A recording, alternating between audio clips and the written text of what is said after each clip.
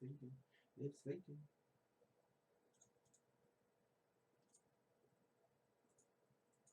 Alright, says it's live.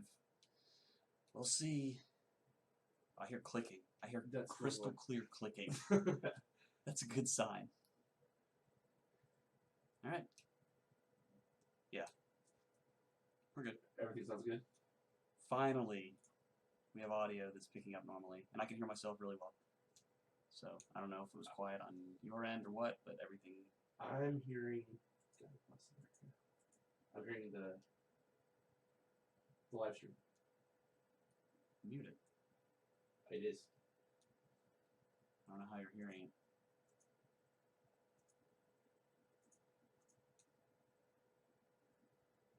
No audio, at least. It still sounds clear. But you can't hear anything in your room? Not when I muted it.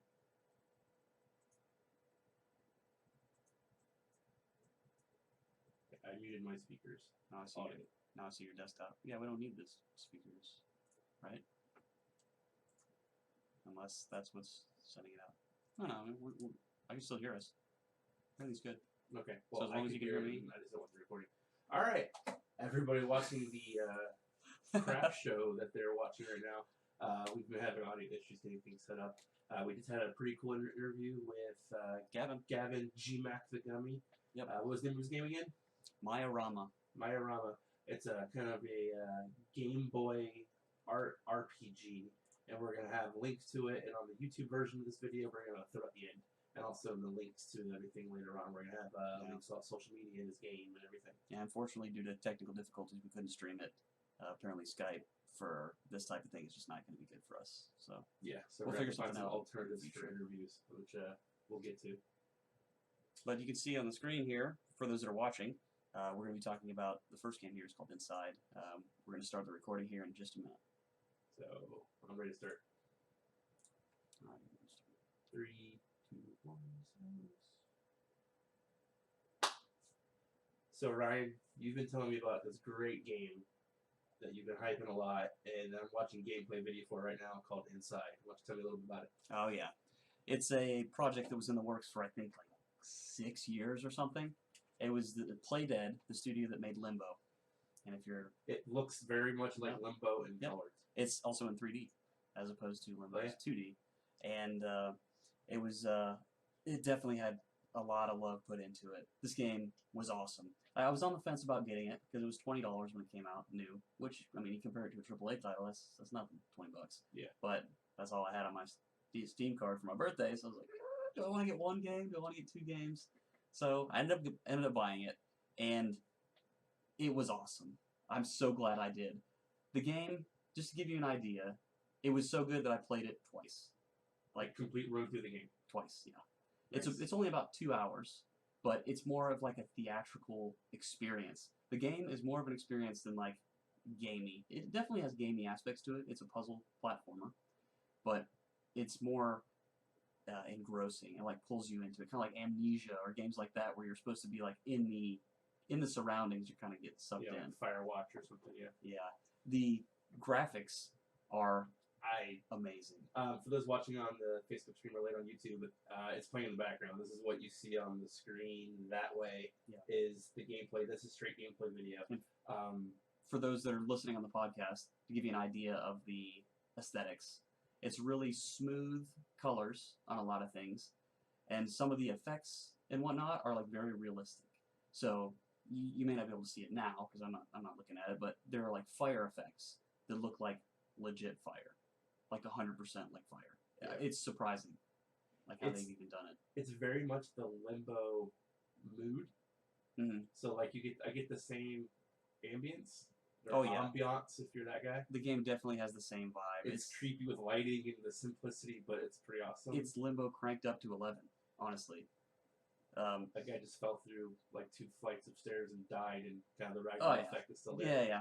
One cool thing, they definitely learned from making Limbo to going to Inside. Now Limbo, a lot of the game, you would run into something and be killed before you figured out what you're supposed to be doing. That's pretty much been removed. So all the puzzles, you can pretty much figure them out before dying. There's a couple that you die, but you quickly realize you're like, oh, that's what I was supposed to do. I was supposed to, run this way, and then the dogs, dude, the dogs. But let me stop myself. One of the best parts of this game is anytime the dogs are chasing you, which starts you off right from the beginning. Like within the first 5 minutes, you're being chased by a dog. And for those who don't know, you're playing the game as a little child, just like in Limbo, and a dog can run faster than a child. So you have these narrow, like edge of your seat, last split second escapes from dogs that are chasing after you, and it's like super intense. And I guess that's part of why they market it as like a horror game, because it's very suspenseful. A lot of it is suspenseful. It isn't until closer to the end that it actually has a horror-ish feel, because there are creatures and things. Yeah. What the? Oh. Sorry, watching the gameplay footage and you're being sucked up by your head as these like zombie things are running and jumping in the background. Oh yeah. This is actually one of the cool puzzle mechanics in the game. It is a puzzle platformer. One of the neat things, so the basic idea of the story, spoiler alert, I've already spoiled a little, but I'm going to spoil some more. So if you want to play the game and you don't want it to be spoiled, you might want to mute it for about 5 minutes. Or just skip it, it's fine. Whatever you want to do. It's free country. Anyway, one of the mechanics in the game that is very unique from what I've seen is there are these hat things that are helmets that are suspended by wires. They have lights on them. And when you jump and grab onto them, it attaches to your head, and you no longer have movement of your main character. You have movement of these other, like, blank body type of people.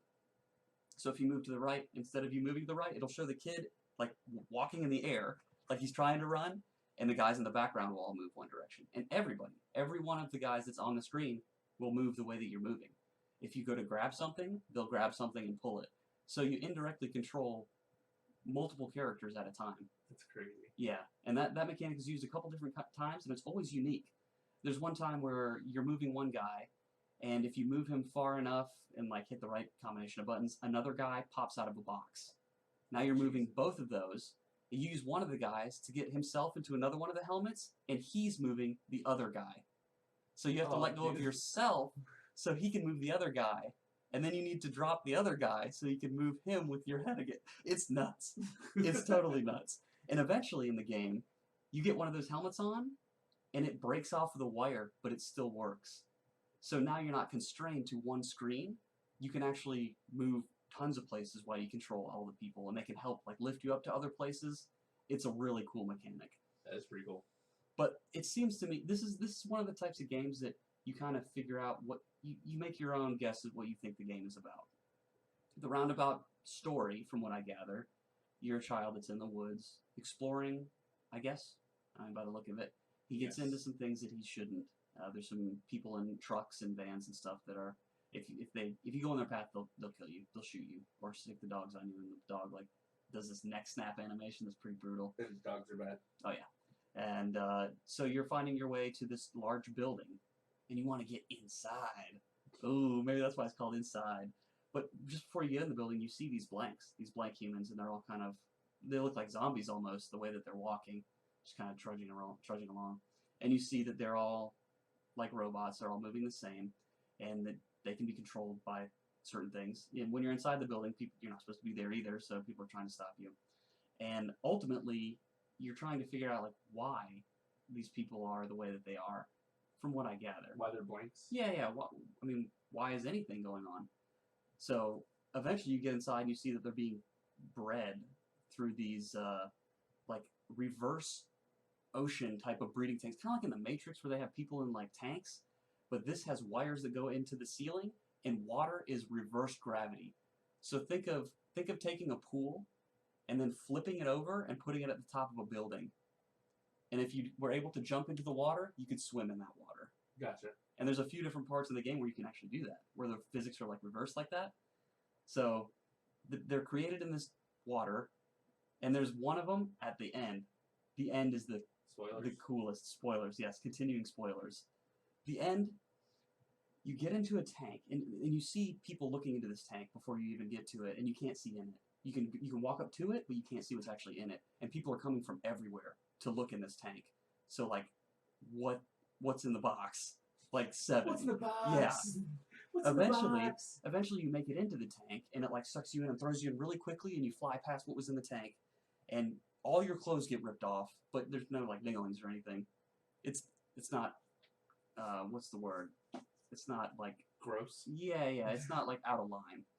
It's not the dominant thing. And you see that there's something you can grab. You can grab these power cables. And generally, if you can grab something in the game, you want to yank on it just because it's giving the option for a reason. So I'm yanking on these power cables. Nothing. So all right, I'll swim to the other side of the thing.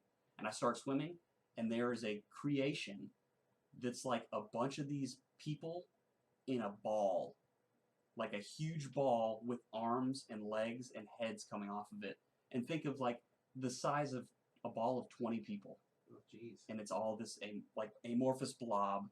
So there's 4 of those little helmet things plugged into it, just like controls the other people. And you start yanking them off, and the blob consumes you.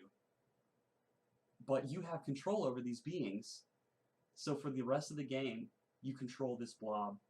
And mechanically, I don't know how they did it. Like, I don't know how they made it work in the game. Because there are multiple sets of legs and arms, and they're everywhere. So when you're walking as this blob, you have like 3 sets of legs that are all moving like the legs would. When you roll over things, you're a blob physically, so you like mold over things, and you continuously roll. You fit through smaller gaps because it's like a blob-like being. It's just nuts. Dude, Yeah, it's so much more of an experience. Like once I got that, I was like, oh my god, this is so awesome. You're like using your mass to break through walls and like smash through ceilings and stuff. You're like super powerful, and it's crazy. But the end of the game is kind of weird. I'm not gonna give that away. It felt wait. Amorphous blob is not the weird part. Well, the game itself is just weird. That's definitely the weirdest part of the game. Is that blob thing. It's super weird. And even explaining it until you see it, you don't know how weird that is. The end of the game finishes on like a really strange note, and it feels like something else should have happened, which I guess maybe they just tried to give you that feeling of calm at the end of the game, because it definitely has that.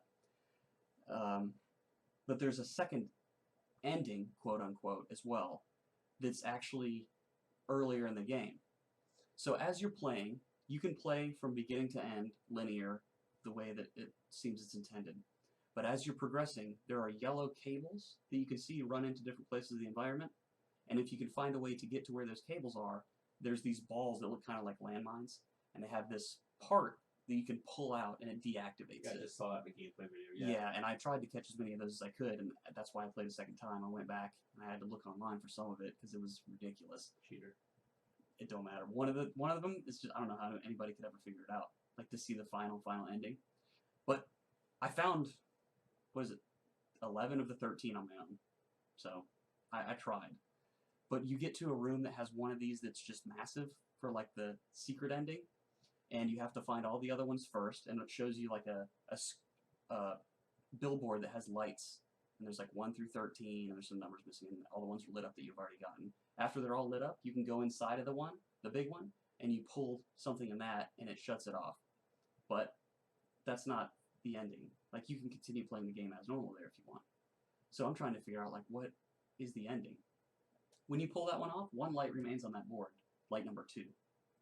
So, okay, I'm going to go back to where number 2 was. You go back to number 2, the thing is still deactivated, but now there is a lever, and there's a vault door, and it looks like a Tetris piece, like a T. And if you move the lever, it plays a tone. Now this is the part that I don't understand how anybody would have ever gotten. Apparently, when you grab one of these somewhere in the game, there's like a musical tone type of playing, and it's a combination of like 13 or 15 notes. And you have to hit those 15 notes in order to open this extra door. So it's straight up like Goonies and the piano, and you have to get this random ass song. I haven't seen the Goonies, I'm sorry. You've never seen the Goonies? I know! But yeah, it's just like that. It's like Batman flipping over the little statue and pressing the button. I've never seen the Goonies. Like, I don't know if that makes me old or you just deprived and never... I didn't see Indiana Jones until last year. like any of them, That's not the Goonies. or Goonies like Back is to the Future. But those are like staple movies. I'm saying. Goonies is like the tween teenager coming of age story, friendship. That's not a video game podcast topic, but still, go ahead. It don't matter. It don't matter. It's all right. No, it does. Other people that don't listen to old music that we listen to, it's okay. If you haven't seen the Goonies, it's all right. I ain't gonna hate on you. You're a Goonist. I am a Goonist.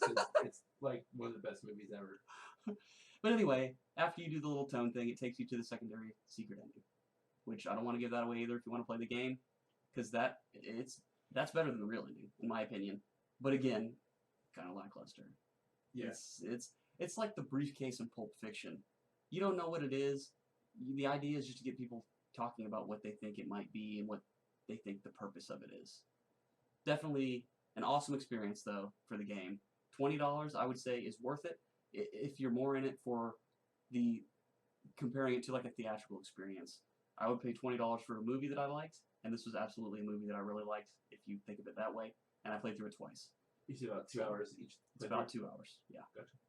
So Inside, you can find it on Steam, about $20. I just looked up. It's also on Xbox. Okay. Oh, that's awesome. The Xbox Marketplace. So hopefully they get all their money back. It looks pretty successful on Steam so far. I think there's over like 5,000 overwhelmingly positive ratings or something. Oh, nice. Absolutely amazing game. So check out Inside. Let us know what you think. We can be found at Doom Ninja Cast for Twitter, and you can also leave a comment on the video at facebook.com/Doom Ninja Podcast. And let us know what you think about the game, if you hated it, if you loved it, and why. And we'd love to hear from you. Yeah, let us know what you think about the Goonies. Hey, you guys.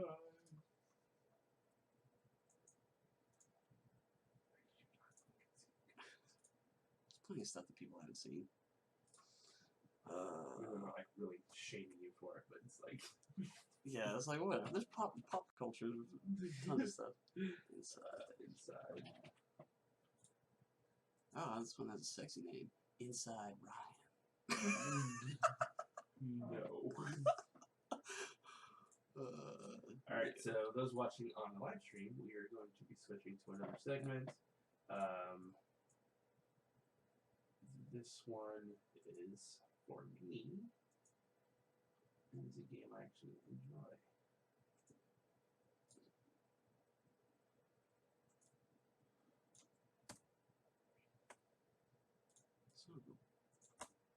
Oh, I'm not signed in. Let me sign into this sumbitch. Some Dutch. Oh. Okay. Yeah, next time we'll test the audio before getting the first live stream going. So I think that kind of turned people off, seeing freaking chipmunks try to start up a couple times.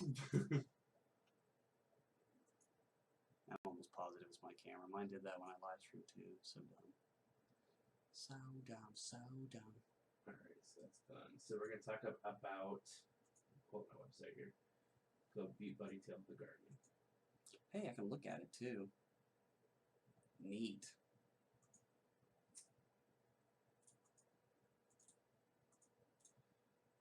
Alright, ready? Yep. Record. So we're going to go through the Steam library, talk about some games that are made by indie developers that I have. One that I forgot about and then kind of re-downloaded and have enjoyed a second time is called Beat Buddy Tale of the Guardian. So Beat Buddy, you fight your friends? That sounds mean. No, you are a Beat Buddy. So you're so somebody beat you up? No, it's music, bro. Oh, Music, like the beat. The beat. Like that fire. Yes. Gotcha. So this whole game is actually, it's really neat. So it's a side scroller, and the music is actually the most important mechanic of the game. I am horrible with the classifications of music, but I'm gonna say this is all EDM based. So it's all that kind of stuff, just beats and tones. There's a couple there. Yeah, I mean that's actually not horrible. I know you can't hear the audio if you're watching on the YouTube or the YouTube. If you're watching on YouTube or the Facebook. He's kind of extra old now. Yeah, thanks, buddy. You've seen the Goonies.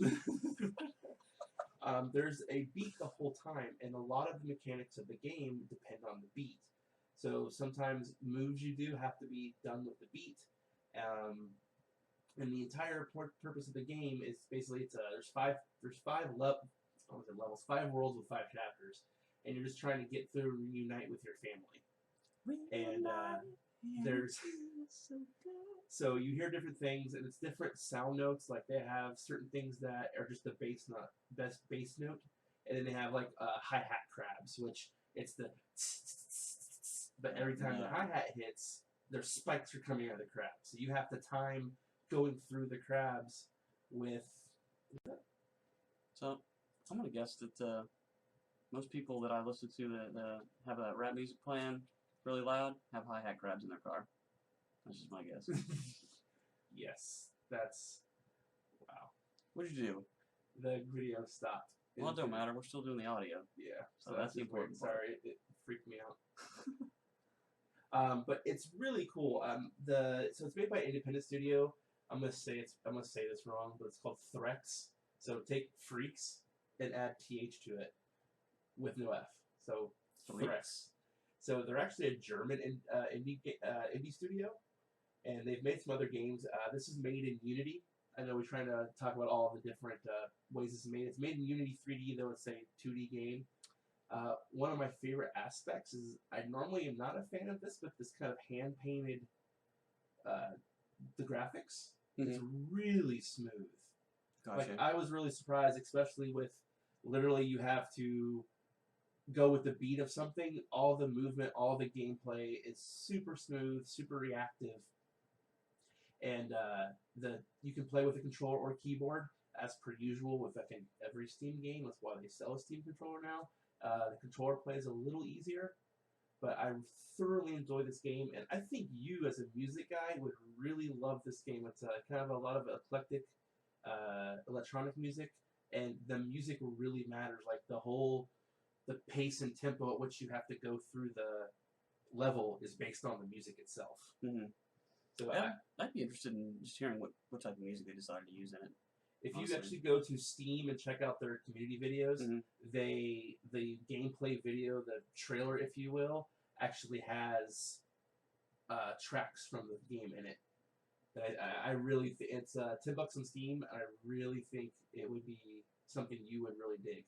So I'm looking at the video here for the first time. Can you explain this, the way that it's kind of set up to other people aside from just the beat? To me, it looks like it's like you're flying around as opposed to a normal platform where you're able to jump. So you're underwater. Gravity. Sorry, I guess it's important. Okay. You're underwater, and you have to go through, and you can break things kind of Diablo style and get crystals and hearts. Hearts fill up your life. And then the crystals you used are kind of a mechanism to measure how well you did in the level. And then when you get to the boss fights, it's all about the beat and what they do. So on certain, like, say, on 1 and 3, they are moving left and right. And on beats 2 and 4, they're moving up and down. You have to kind of learn the patterns, how the bosses react to the beat, and figure out that. So it's like every other pattern-based thing, except for you have some slight musical cues to help you. So in this one, your movement is able to be used as normal, but doing maybe certain attacks is when you get a bonus for doing things on the beat, or so you can only do them on the beat. Certain things you can only do on the beat, certain special moves. When you move, you're not just walking. If the beat's like, you kind of jolting forward with the beat when you walk. All right. And there's certain things where you can slow up and speed the music, and that actually affects how other things move. But it's one of those games you have to have the audio to play. Like, you can't play this on mute. Some people I know hate video game audio. They'll play every game on mute. This is one where you literally can't play. Like, I just have a couple friends who play, like, MMOs and stuff like that with no audio whatsoever. This game actually is impossible to beat without having audio on. It's such a big part of the game. Yeah, I've had experience with another rhythm-based game. I don't know if you've played Crypt of the Necrodancer. It was a pretty popular game that's also rhythm-based. But in that game, you have to do things directly on the. You have to move exactly on the beat, and it's like a tile-based thing. It's extremely difficult. it's nice that this has a little more freedom and can still use that rhythm idea, because the rhythm idea is cool in my opinion. Yeah. But the constraints not being as harsh sounds like it would be a little more up my alley.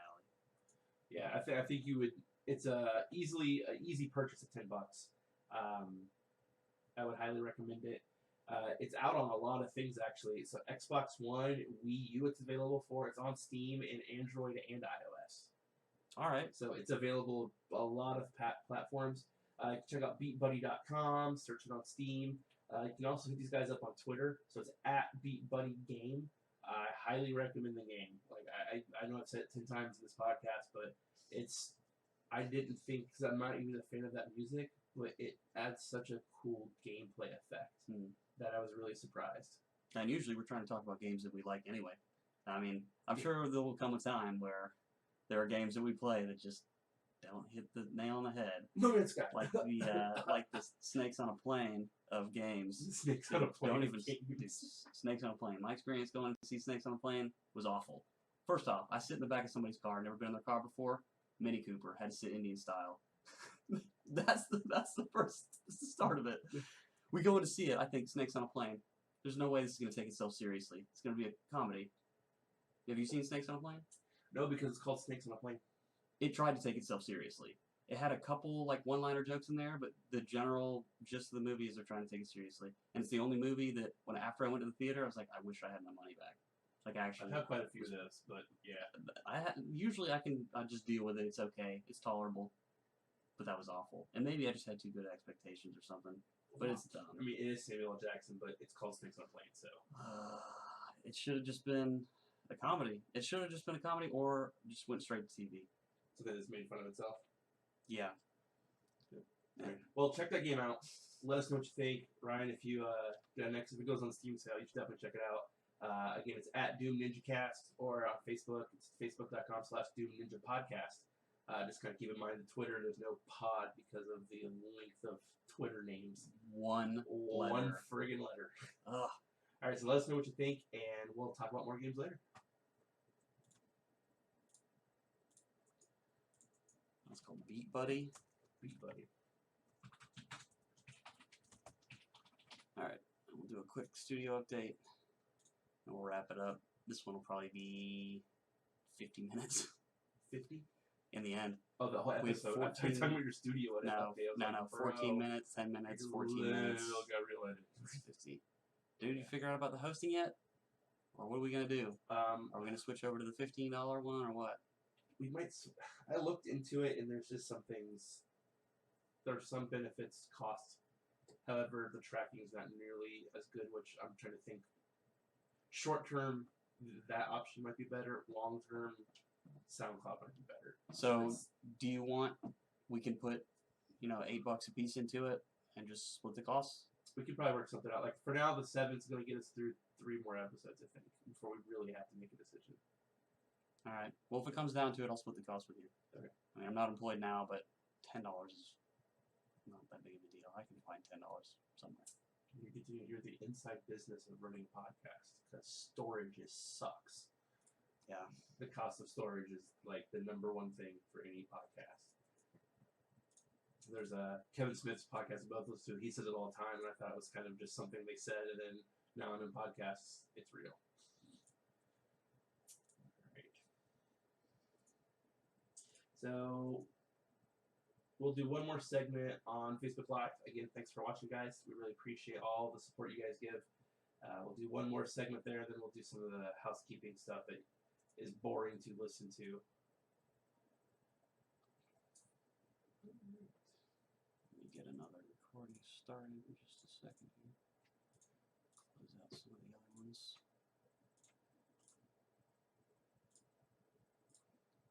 Should probably make sure that they're recorded. Inside Beat Buddy. Alright. What's that friggin' segment being lost? Pissed me off so bad. But then Guitar Hero 3 versus Mario 3. So, I still have my copy. It's on the drive. Yeah, I don't have mine. It was the 4th one that we did, I think. They just recorded it to save space on my SSD. Alright. Ready? Yep. Ryan, what is going on in the studio of Doom Borowski? This week, had time to get a little more done. The art is now finished for the background. It looks good. All the background elements are done. I think most of it looks okay. I still kind of, I feel like I want to animate it a little bit. The sky is animated, but that's it. With just the camera movement, it feels a little dead. So I want to add a little life to it, maybe make some shadows that kind of fade in and out very slightly because the clouds are moving. I kind of want to make the trees have maybe some leaves coming out of them and have them shake and sway. I was also thinking about adding some birds or something. Just random sky effects. Just birds on the ground, and then when you get close to them, they'll fly away, and maybe they just keep landing in every once in a while. I just want to make it feel more organic as you're playing. The characters are still the same. I still got to do those. I think the characters look kind of cool, being like cartoonish and the rest being a little more realistic with like a painterly style. But I'm probably still going to redo the animations on them, which is pretty easy because I did it in Spriter, and all I have to do is take the elements of one character, redo the paintings of them, and then it's done. All I have to do is export the animations again. So that saves a lot of time. The bug list I had from the last playtest, I finished. Well, I'm pretty sure I finished that up. It's a 2-player game only right now, so some of the bugs are pretty much impossible to test with just my 2 hands because I've added so many buttons now, and it's really hard to replicate. So the next playtest we'll figure out about that. Yeah. But it should be damn close to being like where it's just art and a couple little quality of life things. And it's coming down to the wire. I mean, I'm a month away from Orlando IX, and I'm going to be gone for like 11 days or something. So. And you want this game 100% ready for Orlando? I want it to be playable. I'm not going to be able to put AI in it, but I can just play against other people whenever they pick it up. So I just want people to be able to play it and get the gist of what they're going to be seeing. On Monday, which is yesterday for those who are watching, but those who are listening through the cast, it would be a few days ago, I recorded an episode of the Gamketo.community podcast with Chris DeLeon. I had recorded an episode months ago with him before we even had Doom NinjaCast, and audio problems happened. We experienced them today. Happens to the best of us. Yes. So that one didn't work out, so I sent him another message to say, hey, you want to do it again? He said, yeah, let's do it in a couple days. So we recorded that one yesterday. So I got some plugs on my own stuff as well as Doom Ninja Podcast on there. He's got a great community. A lot of people listen to him. It's an awesome place to go to learn more about game development stuff, especially if you're an early game developer. On Thursday, if you've been listening, I've been unemployed since the 26th of August. That was my last day at my last job. And I've been hunting for other work. I did get a call yesterday and have an interview set up for Thursday at a large car dealership in the area. Multiple dealerships. Their digital media specialist is what they're looking for. So I'd be doing graphic designs and essentially promoting things on social networking, which could be hugely beneficial for my other stuff that I'm trying to do. Oh, for sure. Just learning that type of stuff. And the guy said I was, greatly qualified for it from my past experience in signage and stuff. And I should be competing with like 10 other people, which who's to say if that's legit? Like if it's probably just it's hard to say. But he's like, oh, I just want to make sure somebody's gonna be sticking with us for a long time. And I don't want to tell the guy like, if I sold the game for like 20 grand, I'd be out of here. but it's the pay's supposed to be good. I assume there's an asterisk. So like, if I win the lottery or if all my dreams come true, I'm not staying. I guess you gotta kind of figure that anywhere. But I definitely wouldn't be leaving if like I sold the game for like 5 grand or something. I wouldn't just be like, I'm done. I'm out of here. I'm still gonna work on game development in the meantime if I do get that job, but I would have to be doing it super early in the morning because I prefer doing it in the morning as to after work because I want to hang out with people after work. I want to do my own things and relax. See the girl. And that kind of has me like a little torn about the job. It's the first interview that I've been offered. I've applied for multiple other places. I applied for this place over 2 weeks ago. So that means that all these other places that I've applied for could take just as long to get to you. My girlfriend does work with hiring as well, and she's dealt with a lot of people in business. She says HR is usually pretty bad with a lot of places, and they do take a while. So I'm still gonna, give my best at the interview and whatnot. But I'm on the fence on both sides because if I found a part-time job that paid the bills, I could work on game dev more, and it just sounds, I don't know, it sounds better. But also having more money sounds good. So yeah, I'm a bit conflicted. That's money. Yeah, that's pretty much it though. In the this week coming, I'm going to be working on sounds, most likely, the rest of the art for Suburban Scavengers, and playtesting again, hopefully. So, as far as the Ninja Fat Man's concerned, what have you been up to? So, I have a couple things going on. So, I've been trying to work on actually doing game reviews. So, I'm doing 5-minute video game reviews. Similar kind of what we're doing here. A lot of it will be the similar content kind of linked together, but all with video. The big roadblock I had before was video editing software. Okay. I finally got a legit copy of Adobe Premiere Pro, and I just have no idea how to use it. So I've been using. I can show you. I've been using YouTube videos, and you can help.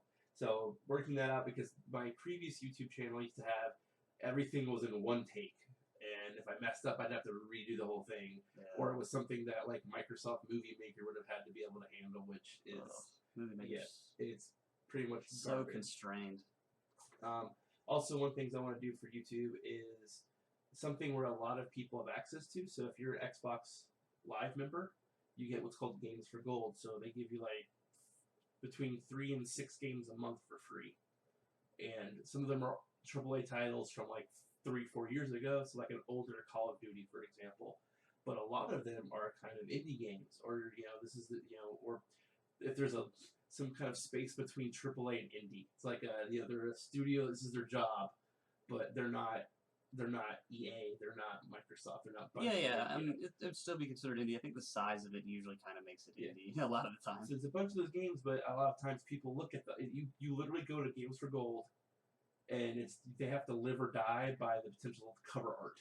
So I figure, why not just do some on the days those all come out? Just do some gameplay videos and put it out there, just people, because they're free games, but Yeah, and I'm sure the developers would love the exposure too. Yeah, so that's something I'm working on, and that's most of it's time. Some of it I was reading some stuff about Xbox gameplay video and some shenanigans with legal if it's not through Twitch, and so I'm not a lawyer, but I have some more research to do, because I don't want to. I mean, I want this to all be on the up and up, but I don't want someone being like, "You said my game sucked, now we're suing you," which I don't think they can do. But again, I have other interests besides myself to consider. So I think from what I've heard, worst case scenario, they usually just pull it down. They'd ask you to take it down.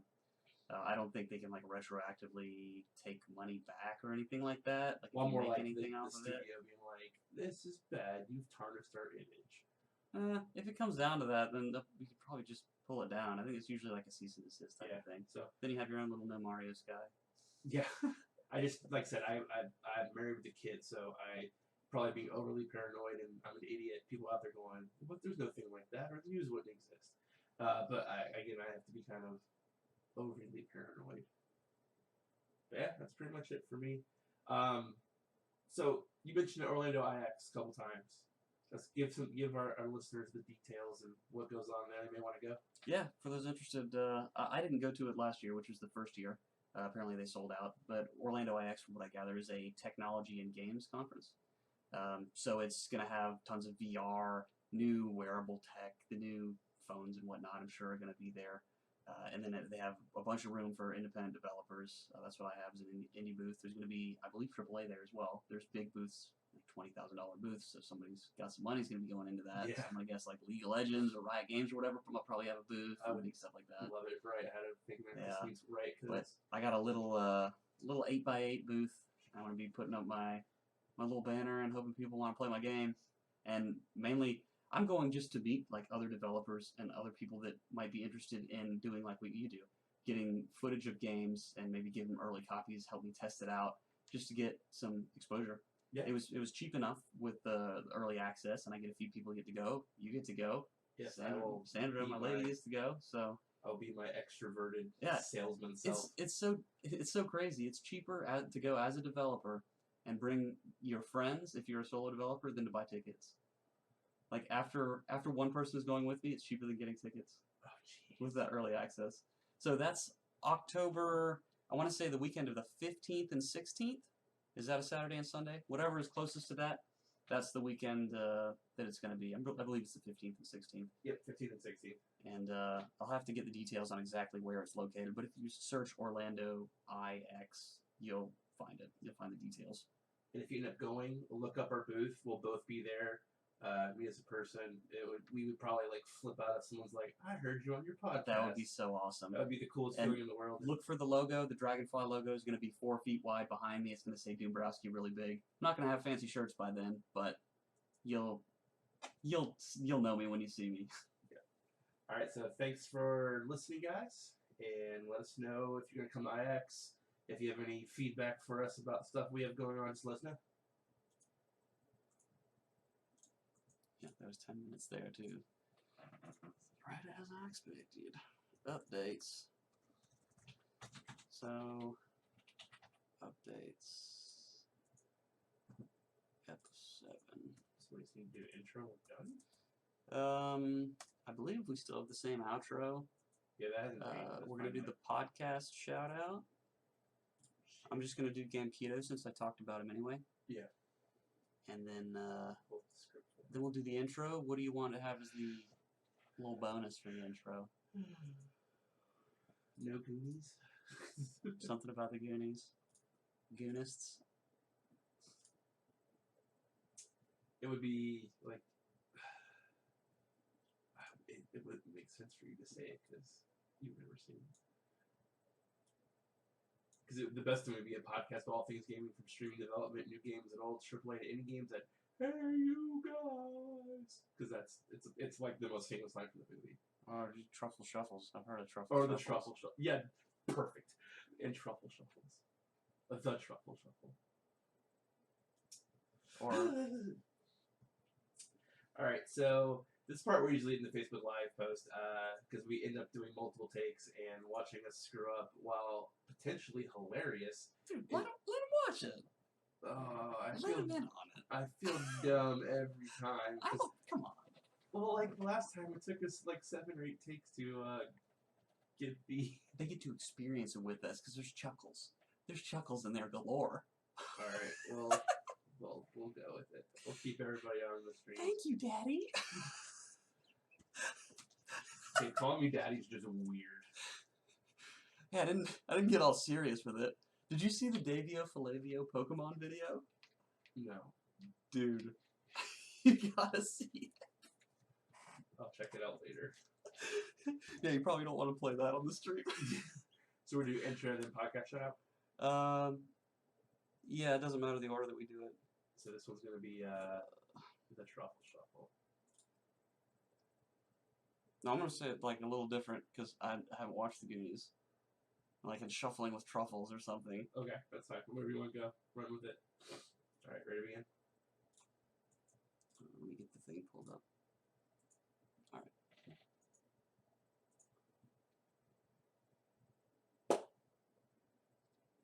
Hi, I'm Ryan Dombrowski of game development studio Doombrowski. I'm Nathan, Twitch streamer and YouTuber, the Ninja Fat Man. And together we are Doom Ninja, a podcast about all things gaming, from streaming to development, new games and old, AAA to indie games. And Shuffling with Truffles. I think we were off. What? I think we were off when we, like, Doom Ninja, like, normally I can hear it, like, right on, but it sounded like we were Well, off. I was trying to be a little quieter because it usually clips. Oh, okay. So, I think it's probably acceptable. Okay, so export. Bam. First take. You don't have to be silly. You don't gotta feel silly yet. We're gonna fuck up this podcast shout out. It don't matter. Alright. Intro. Yeah, I gotta get rid of some of these old files here. F7 intro. Ryan. I put all mine on the Doom Ninja Drive. Doom Ninja Drive. The Google Drive for the Doom Ninja Gmail account. I don't know. You save the files like directly there? Yeah. Well, Yeah, like I I don't know. dragged and dropped them and uploaded them when I had internets. Gotcha. So My internet's just later for the future. gotcha. Yeah, my internet's slow as shit. But the Google Drive, I should have like 5 terabytes or something because I have like a paid for email address. All right. So we're switching. I say the R's, you say the N's. Where are we at? Let me get down to it. Podcast load. Okay. Let me get a new Audacity started. Sorry. Yep. We love podcasts. Supposed to make blah, blah, blah, blah, blah, blah. Got him. Got See, him. this is why I didn't want to record this live. Okay, here we go. We love podcasts. Those make fuck. We love podcasts. I'm also making them and are listening to I them. don't think cuss on Facebook Live. I'm sorry. Stop laughing. Okay, here we go. 3, 2. We love podcasts. Both. God dang it! Just say both. I'm trying to say both. both. It sounds wrong when I say it. Just take. There you go. Get it out There we go. Okay, he changed the script. Silence. We love podcasts, making them and listening to them. After this episode, we recommend listening to Gamketo.community, a game developer interview podcast hosted by game industry veteran Chris DeLeon. Search for Gameketo.community on iTunes. Boom. So we just need to make sure that you never have to say the word both, and we'll be fine. Dude, like, literally, in my brain, I heard it screw up. Don't worry, I had to do the same thing when I was working with the other guy in Ultra Laser, Mike. Sometimes I had to, like, manipulate things so it just, like, transferred the right way. Alright, so we already have the outros done. That's reusable. Yep. Intro, we got our ads. We should be good to go. Yep. So I'll... Oh, I wanted to talk to you, and I guess people will see some of the insight. So I had explored a little bit of itch.io after talking to you. Alright. A lot of, and then the interviewer, or interviewee, I should say, Gavin. Oh yeah, so for the people who kind of caught on this live or watching YouTube, at the end of this, don't leave, we're going to actually attach the interview with Gavin, so you can kind of hear what's going on with this game, and we'll have some screenshots and some video play.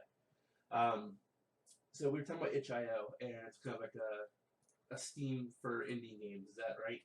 Is that a good way of...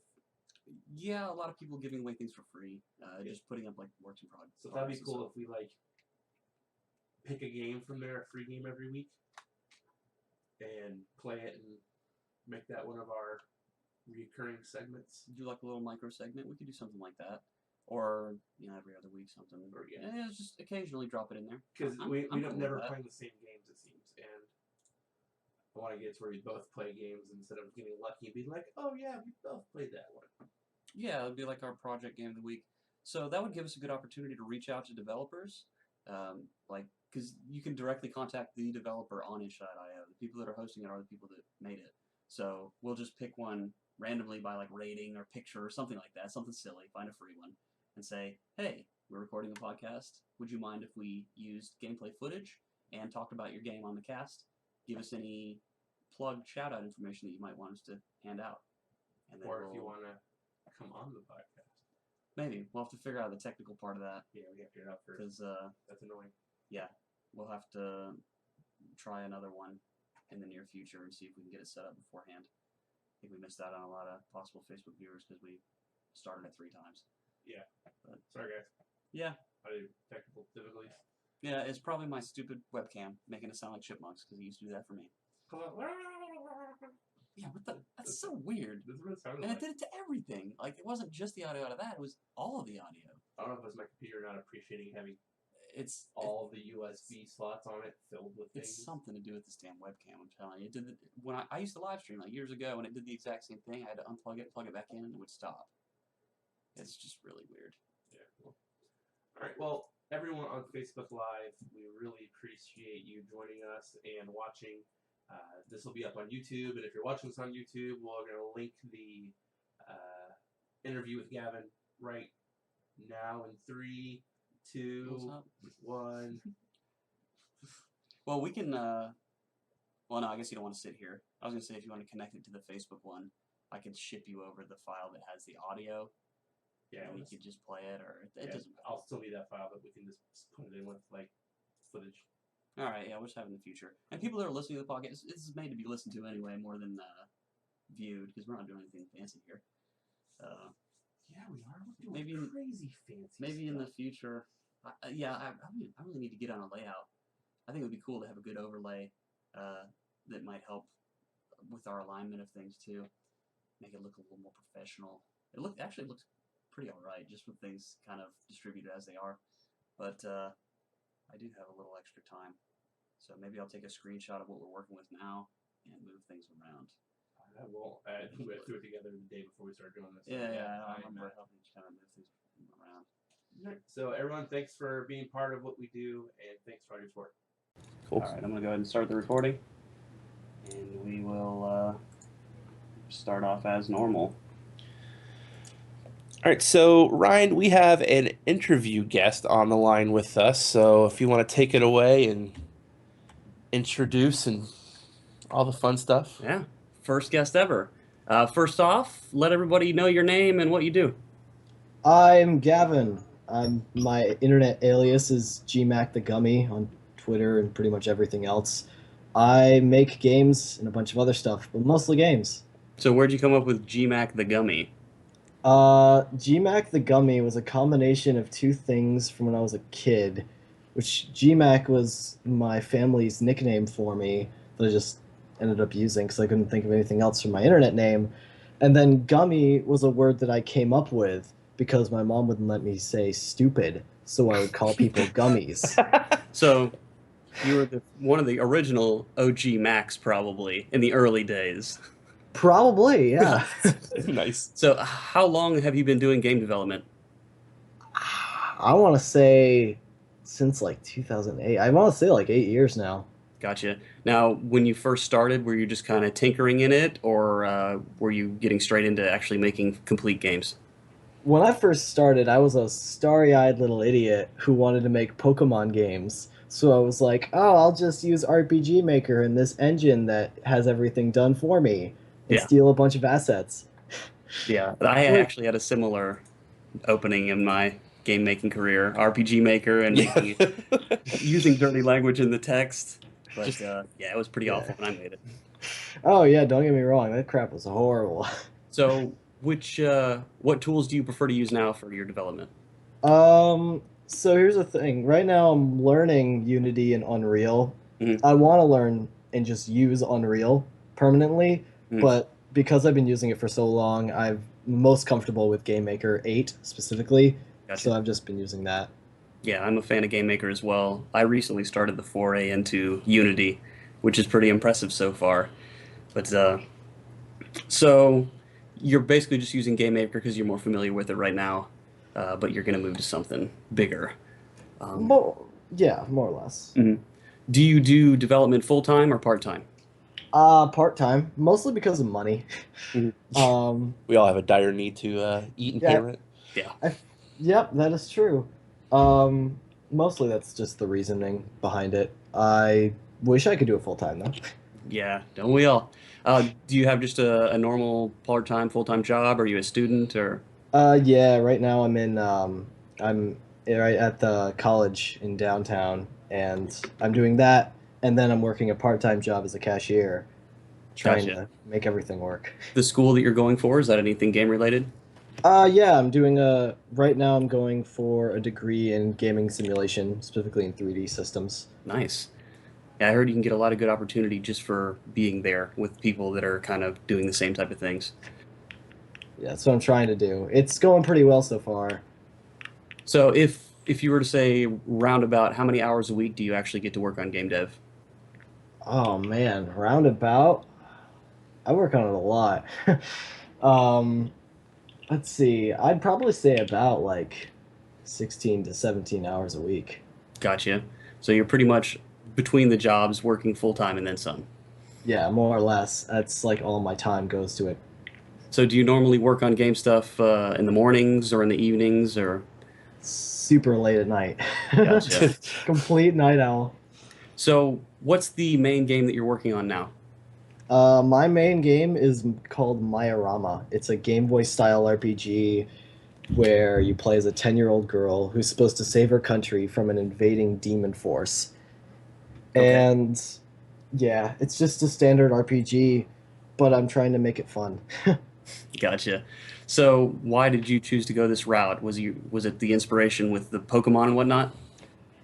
It was a combination of a lot of things. I started working on this back around November, and at the time, I was actually doing Ludum Dare at the same time. That Ludum Dare had happened, and I had just thrown together this little mock-up on Twitter up in November, and I was really at the time I was playing a lot of old Game Boy games, and I was playing a lot of old RPGs that I really liked, and I was trying to really like nail down what made RPGs good and like why grinding didn't work in my eyes, things like that, and it was like a combination of a lot of things, and it was a lot of just playing Game Boy games and being like, oh, I wonder if I just like made something like that. Gotcha. Yeah, I felt the same on my first game.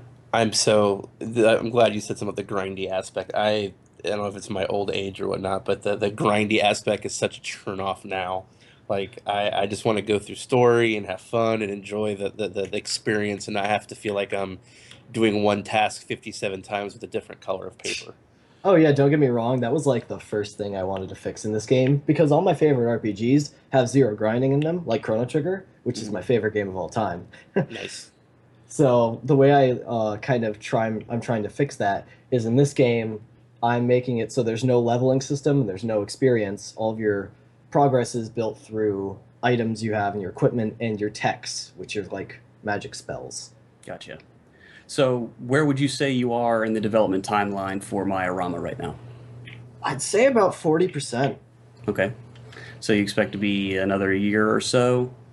Yeah, at least 6 or 7 months minimum if I like really rush it. Gotcha. What platforms do you plan to release on? At the moment, because I have no way of like figuring out how Game Maker Studio works, it's just going to be on Windows and Linux if I can get it on Linux. Gotcha. So your release date is tentatively going to be November-ish, we'll just say. Yeah. So we'll have to look out for it then. So you said you were working on a Ludum Dare game the same time you started this. Have you made any other games in the past? I've made a lot of games, actually. I mean, I've canceled a lot more games and unfinished a lot more games than I have finished, but I feel like that's the same way with a lot of other developers. Yeah, I think it's probably the game dev mantra is the start and keep building and eventually one sticks. Yeah. Yeah, and a lot of them can't even get a full game finished. So Yeah. it's a pretty big deal. Yeah. Do you have these games hosted up anywhere that people could find them? I know that I have like 2 of them on itch.io, and I have a bunch more of them on GameJolt, which it's the same internet alias. I should link it on my Twitter, but I have a bunch of them on there. Most of them are unfinished projects, but a couple of my Ludum Dare games are up there from a couple of years ago, and that's about it. I don't have any. Oh, sadly, or not sadly, a lot of my older, crappier stuff is completely erased from the internet. Like, I tried looking for it. It's just gone. Gotcha. I had the same problem with old music. I used to make a lot of music, and it just vanished from the face of the earth. So we'll put links in the show notes to the stuff you've got online now, so people can check it out and kind of see what's going on. Also, Cool. Yeah, and just to make sure, you said it's GMAC the Gummy. You use that as well on GameJolt and itch.io? Yes, I should. I know that the itch link should be the same. It should be on my Patreon for Mayarama. So I think at least 2 games are up there. One of them I did for the Indie Galactic Space Jam with Theory is up there, and I think that's the only other game I have up there, though. I think that Game Jolt's the one where most of my older stuff is. Gotcha. All right. I know one thing we were talking about before the call a little bit, and one of my favorite aspects of the game is the color palette you used. It very much is that looks like it was on a Game Boy. In Mayarama. In Mayarama, is that something like, did it take a long time to get that color palette right? Was it, you tweaked it a lot? Was it something that really came because you said you played a lot of Game Boy? Honestly, it was something that kind of came pretty easy. I don't want to say easy because it has its problems, but I've been doing pixel art for a while, like because I enjoyed looking at really pretty pixel art for a while, and I was like, you know what, I'm just gonna work on it until I get really, really, really good at it. And I don't think I'm really, really good at it. I think I'm like good enough though. So, what happened with the Game Boy stuff was I just worked with stuff like that was similar to that sort of tile set. I was just able to translate it really easily to that low poly low resolution style. Very low poly. I mean, the lowest of lower than you can imagine. So, when you're putting games together, do you do everything? Do you do the sound and the art and all the programming? I used to do everything. Now the only thing that I don't do is the music. I outsource the music because a much better musician than I am, who is Daniel McClay, who does a band called the J. Arthur Keen's Band, one man band, makes amazing music. He's one of my favorite music artists, and I got him on board for the project. That's awesome. Him and another friend of mine called the Synergist, Jeff. He's really, really good. So I have those two helping me with music this time. Gotcha. So, what would your favorite part of game dev be?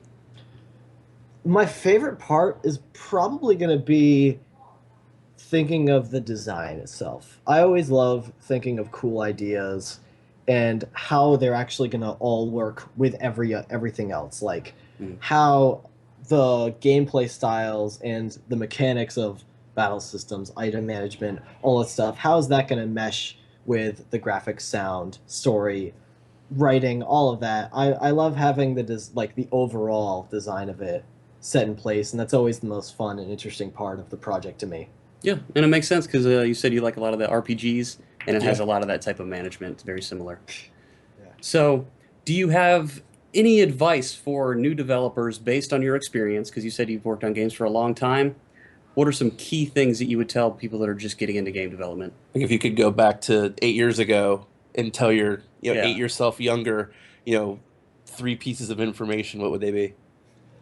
First is a piece of advice that I live by, and I'm so glad I've lived by it, that I read a little while ago. It was never rely on inspiration when you're making stuff, because inspiration will always fail you and it's always fleeting. Always rely on pure motivation of I'm going to force myself to work on this, even if it sucks and I don't care about it all. I'm going to force myself to finish it. That'll get stuff done. Getting stuff done is the most important part. Yeah, you can't always be inspired, for sure. Yeah, I know that is. exactly. Anybody with a day job can say the same. Yeah, definitely. I wish I had known that earlier, but I think it still worked out. As for everything else, I'd say for the 2 other things, one would be to just not try and get into big projects too soon. Try and be more comfortable with small projects, because one of my biggest problems early on was I wanted to do huge, big projects like Chrono Trigger and stuff because those are my favorite games. But that's really not good when you're a one-man team and you only have a year and a half of experience. Yeah. So it was really not within my skill set, and I didn't realize that for a while. But I think that's another thing I would want to tell myself. For sure. I would do the exact same thing because I did the exact same thing. I said, my first game's going to be Borderlands meets Rogue Legacy. No problem. Easy. Oh, jeez. And I quit about 3 months in. Yeah, that's what usually happens. And number 3 would definitely be meet more developers. Is just talk to more developers, because early on I just was completely isolated. I had 2 friends, maybe 1 friend, who was also a developer, and that really stinted stuff more than I thought it would, because getting feedback on stuff you're making or being able to empathize with people or share ideas, it's really, really important when you're in any art medium, drawing, film, anything. So